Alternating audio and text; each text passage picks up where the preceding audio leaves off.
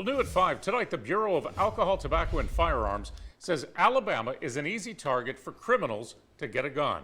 For years, we've told you about the stolen gun problems in Mobile, including last year's police campaign telling legal gun owners to lock up their weapons. NBC 15's Rachel Wilkerson reports it's not just the stolen guns causing the ATF headaches, it's Alabama's loose gun laws as well. Rachel? That's right, Kimmy Greg. The ATF says there was a strong Second Amendment belief here in Alabama as well as other surrounding states, but not a state system of registration or firearms requirements.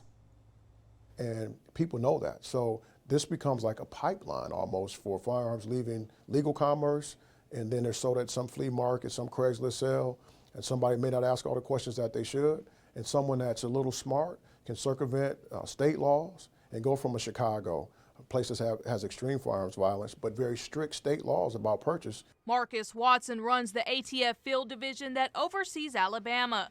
He says our state is a sore state for guns because gun laws are lax compared to other states. An individual may purchase 10 firearms legally, go out, shoot them, they're a sports shooter, then they transfer that firearm not from dealer to dealer, but individual to individual. Watson says another problem is the lack of gun registration requirements here make it difficult for law enforcement to determine if a gun was stolen or not in certain crimes. It is a huge problem. He says a gray market has emerged in Alabama, selling firearms on the street. It creates a secondary market that people use guns almost like commerce.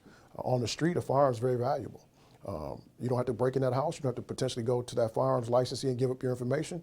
If I can get that gun at a secondary market, nobody knows who I am, I can present myself as anybody. And then that gun ends up in the hand of some gangbanger on the street in Chicago, Michigan, Alabama, wherever. According to the latest ATF trace report, over 6,500 stolen guns were recovered in Alabama in 2018. Many of those were stolen from unlocked cars. We've actually had that incident creep up throughout the field division, not just in Mobile. ATF Director of Industry Operations Stephen Kolb says licensees, surprisingly, aren't required to do so. There's no requirement for a licensee to lock up his guns. We encourage them to do so.